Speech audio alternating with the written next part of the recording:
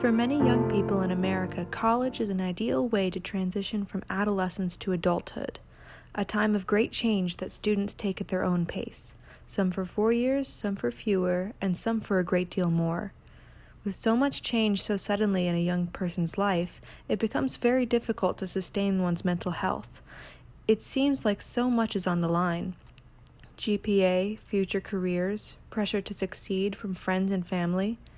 While college is seen as an ideal place to secure a stable life, it's also the perfect environment for upsetting mental health.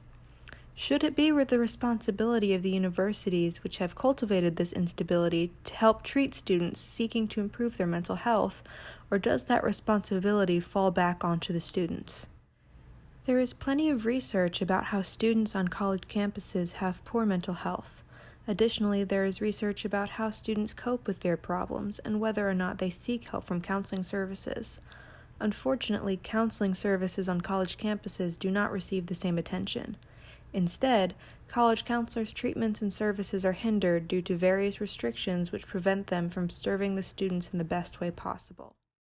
College students often suffer from mental health issues that can be unique to the college experience and environment, including academic pressure, dealing with roommates, independence from family, and often working for the first time. The World Health Organization surveyed students from 19 colleges and universities in high-income countries asking about whether or not they suffered from major depressive disorder, general anxiety disorder, panic disorder, broad mania, alcohol abuse disorder, or substance abuse disorder. 35% of the 13,984 respondents in the main sample reported at least one of the lifetime mental disorders assessed in the survey. There is also a serious stigma surrounding mental health in American culture. There are 3 elements of stigma: personal stigma, perceived stigma, and shame. Personal stigma relates to the idea of individual impact on mental health, and thus can result in not considering mental health a real health problem. Perceived stigma is about other people's negative attitudes towards such issues, especially the public's attitude. Shame refers to how the stigma about mental health issues negatively impacts how people react and focuses on other people's reactions. The media perpetuates the stigma surrounding mental health. While the inclusion of mental health issues in television shows and movies increases, they tend to be inaccurate portrayals of people who suffer from such issues. As college students suffer from mental health issues that can be unique to the college experience and environment, they often find comfort in consuming media. Students suffering from poor mental health who are exposed to these inaccurate representations can be influenced to participate in unhealthy coping mechanisms and inaccurate self-diagnoses. Poor mental health has been shown to have a negative effect on students' GPA. Students struggling with mental health are sometimes encouraged to see on-campus counselors to great effect. Although modest sizes of the effects were uncovered, a study suggests that students who visited on-campus counseling centers and then remained in counseling until the client and counselor agreed to terminate treatment were likely to experience more successful GPAs than were their client peers who declined to complete the recommended course of counseling after their first meeting with a counselor. For some first-hand experiences, we asked Emily Cox, a CNU student studying psychology with particular interest in this topic personally and professionally, for her thoughts. I think pop culture and media do affect mental health of college students. I think it's created a weird dynamic of mental health in a way of increasing the awareness of it and also creating more stereotypes that go along with it. I would say that, there's more shows that are talking about mental health issues, which is great, and a lot more media attention towards mental health. And I think that has been a good thing. I love increasing the awareness of it. However, with increasing the awareness, there has also been an increase, in my opinion, in stigma surrounding mental health.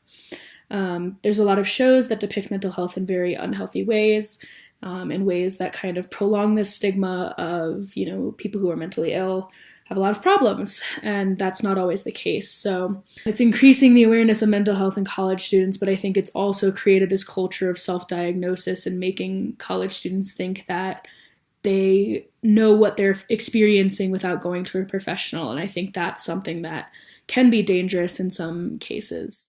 When the Princeton Review revealed that Christopher Newport University was ranked number 16 among 385 colleges with the happiest students, students and former students of the university were outraged on social media. Many people felt this was false and a mischaracterization of actual CNU students, and called out the lack of counseling services. Other people called out the administration rather than the counseling services, pointing out how there is not sufficient resources or funds for the counseling center. At around the same time, James Madison University announced that their counseling services were going to be limited, turning from individual meetings to group meetings. Twitter, as a hub for popular culture, is a place where many college students conduct public discourse of current issues, one of which is the prevalence of poor mental health on campuses and opinions about the effectiveness of student counseling centers. Generally negative, the comments further stigmatize the act of seeking help and treatment of mental health issues, hindering and undermining the university's ability to combat widespread problems. Problems which many universities have had a hand in bringing about but hardly ever take responsibility for. After some investigation of public records, financial statements, and information published online, we were able to compare the status of on-campus counseling services of CNU and JMU, both public institutions but with differing size and demographics. There are 10 people on staff for CNU counseling, with only 9 of them part of the counseling services. There are 31 people and 4 animals on staff for JMU's counseling services, with 26 clinicians and 2 graduate assistants. Encouraging students to seek help from a counselor when in need of it is never a bad thing, but sometimes counselors and support programs suffer from burnout. It is impossible to determine whether having a higher perceived workload leads to burnout or whether being burned out leads to a perception of having a higher workload. However, decreasing one's perception of work overload could accompany a decrease in the level of burnout. One way to address a negative perception of work overload is through the promotion of healthy living behaviors in the workplace. This is an ideal solution, but not one often employed by institutions. I think that they do their best at trying to provide the care that they can. There's a lot of limitations on them. If you talk to Dr. Ritchie, he, who's the head of the counseling department there, he knows that there's more of a need than what they can provide. And he wants to do more about it, but is financially not able to, is really what it is, and doesn't have enough staff to do all that, doesn't have the money to do all that, and he hates it. That was what I talked about with him, is that he knew that there was more that they wanted to do, but we have to recognize that counselors are people too. We need to survive as well. We can't take on a huge caseload because we have to take care of our own mental health and make sure that we're not overloading ourselves and burning ourselves out. Burnout is a huge thing in the counseling field. It's something that we started talking about day one in my program of how to prevent burnout. And so when you're taking on a caseload of over 80 people and trying to provide, all of this care to people, it's practically impossible to take care of yourself. And so it's all about finding balance. And I think that's what CNU's counseling department is trying to do with the limitations that they have on them. And I think that's the problem, is this weird disconnect between the student body and the counseling center, and how the counseling center can't come out and say these things frankly without backlash. And I think that's really unfortunate, is because no matter what, even if the counseling center tries to do as much as they physically can, they will still get ridiculed by the student body because they don't feel like they're doing enough. And I think that's a failure on the student body's part, in my opinion. Students need to recognize that mental health providers are people too. We can't take on everybody because that's impossible. Having, there's 11 or so people on staff at CNU taking on 5,000 people on the campus, that's unheard of. That caseload would be unmanageable. I couldn't even imagine.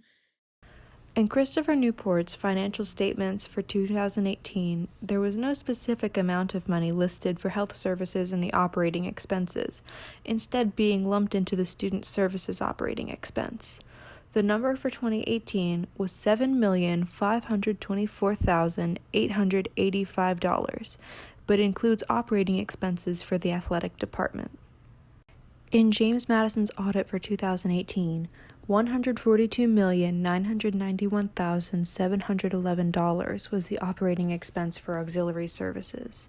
Within this expense, $22,169,396 was allocated to residential facilities, $51,903,327 was allocated to dining services, and $3,656,573 was allocated to athletics, while just $5,140,055 was allocated to health services.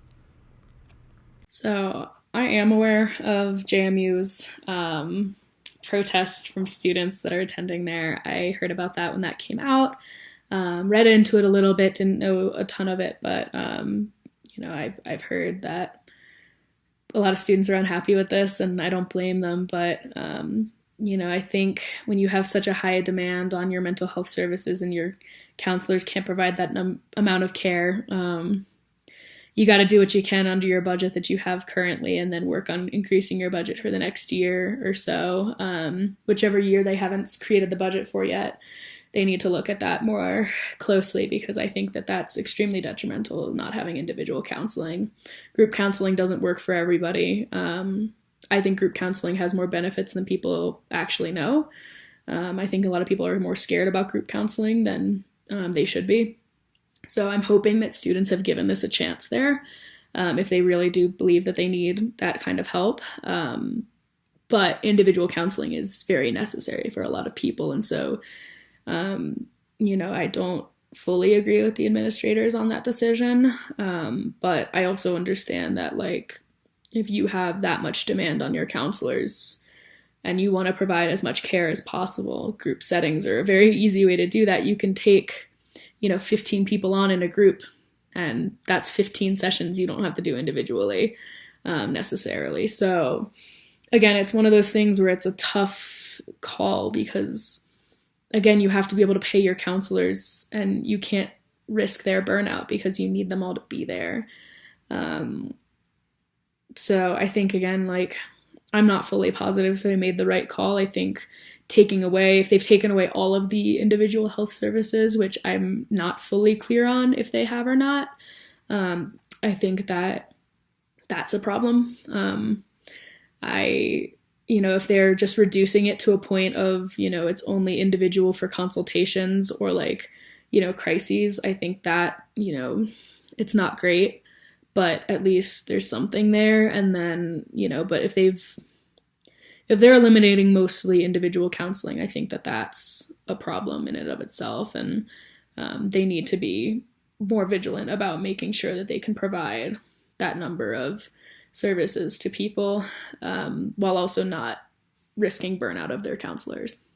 Just having students be more open to that, I think, is really important, in my opinion. I don't want to put it all on students and having them take the responsibility for it, but there's a lot of people who I have seen who have been extremely negative towards college counseling because they don't believe that they're helpful.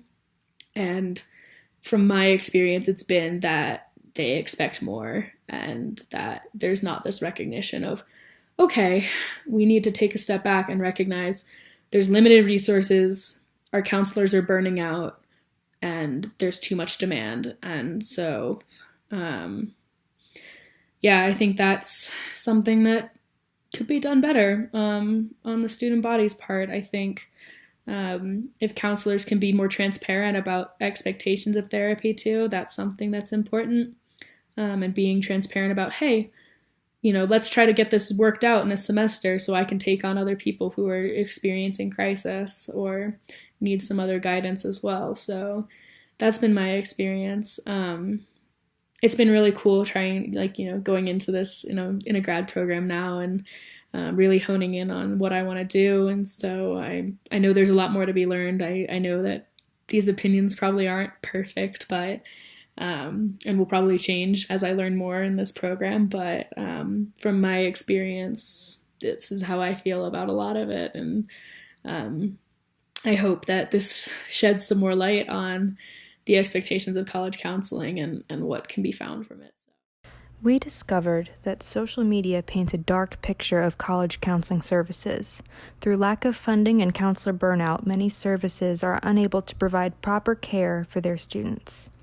Should colleges and universities be held accountable for the treatment of mental health in students? Who can students depend on when at their lowest and most dark places? What will it take to end the stigma and the suffering?